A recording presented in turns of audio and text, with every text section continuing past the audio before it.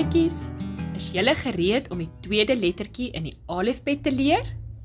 Die tweede letter is die byt. Die byt is 'n prentjie van 'n huis. Kom ons leer gou vandag se rympie. My familie bly in 'n huis met 'n rooi geverfde dak. Ons jubel en juig, want vandag is Sabbat, die 7de dag, die rusdag. Ons gaan Bybel lees en op Abba wag. Ons loof en prys Jesua, dis 'n feit, hier in ons huisie, in Hebreëus genoem 'n byt.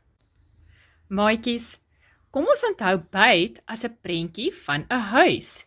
Hierdie lettertjie kan ook familie beteken of in, soos wanneer jy sê ons woon in die huis.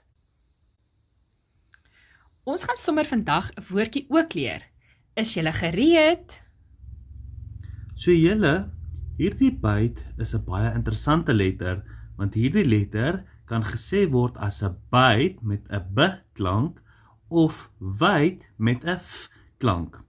Kom ek vertel julle hoe dit werk. Ons ken nou al die alef en die byt. As hierdie twee letters bymekaar sit, spel dit die woord af, wat pappa of vader beteken. So hier het die byt 'n f klankie.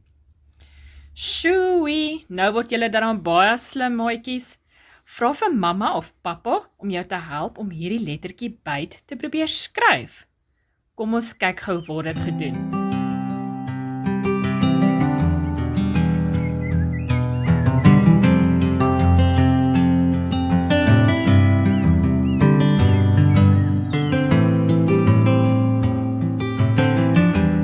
Volgende keer leer ons van die kiemel.